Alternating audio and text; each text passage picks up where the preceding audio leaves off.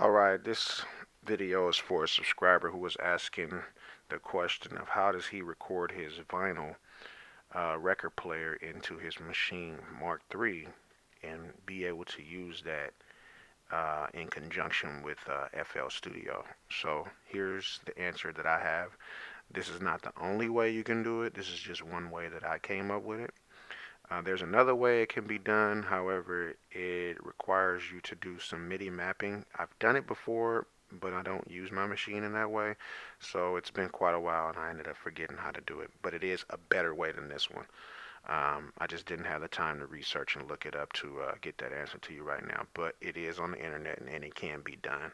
So this is my way. So I'm just gonna assume that you're new to everything. So what I do, this is my connection from my my record player, red and white, and I have it connected into a 1/8 to 1/4 inch in going into my Maschine MK3, and this is the way you're using it. You're using your MK3 as a audio interface, so I'm doing it exactly the way you should do it too.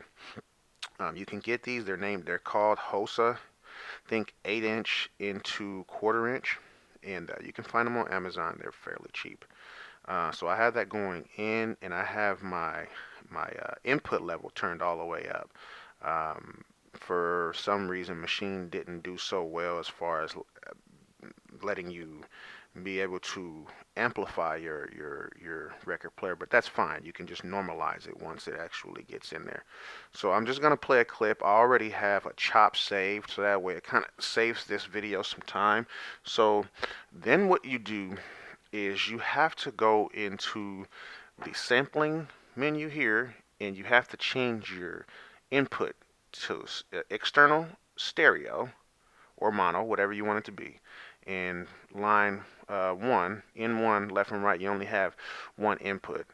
And then what I do is I put it on detect mode, and I put detect mode, and I turn the threshold all the way down to where it's kind of like off. So therefore, whatever signal that comes in, it just picks it up right away.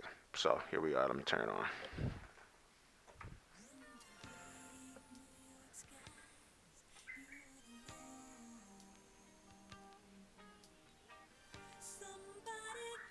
So I'm gonna go ahead and stop that. I have another piece already recorded. Just didn't want to do all the chopping and make this video super long. So as you can see that it's barely anything. You don't even see a waveform.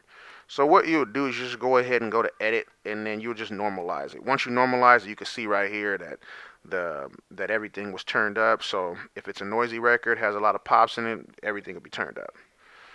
So from there, you pick your chops. I've already picked my chops, so I'm gonna go ahead and mute this. Go to the chops that I picked. Um, Turn the mixer, and I pretty much came up with this.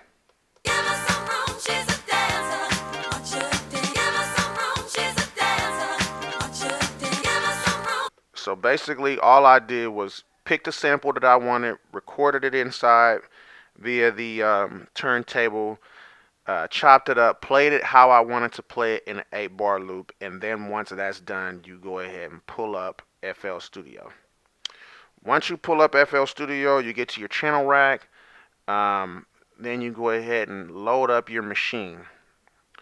And I forgot to mention, once you pick your chops when you're in Maschine standalone, go ahead and save it under whatever name you want to save it under. I saved it under Dancer, and then I just exited out of it. And the reason why is because once you load up the VST inside of FL Studio, you can go to this little drop down link right here and go to file and open up whatever file that you were working on. So in my case, it was Dancer. I'm going to go ahead and pick up Dancer. So it's already in there. Once it's in there, all you have to do from here is just go to this little link, this little piece right here, and just drag and drop it. Hold on to it. You know you're doing it right because a little box will come up, and then you just drag it on over there to the song mode, and then it just I'm sorry, then it just plays. So hopefully that answers your question. Hopefully that helped you out. Like I said, this is just one way you could do it. There's several other ways you could do it. I'm sorry for the shaky camera. I'm not into creating content for YouTube, so Pardon me for being unprepared, but I thought I'd just go ahead and answer that question for you.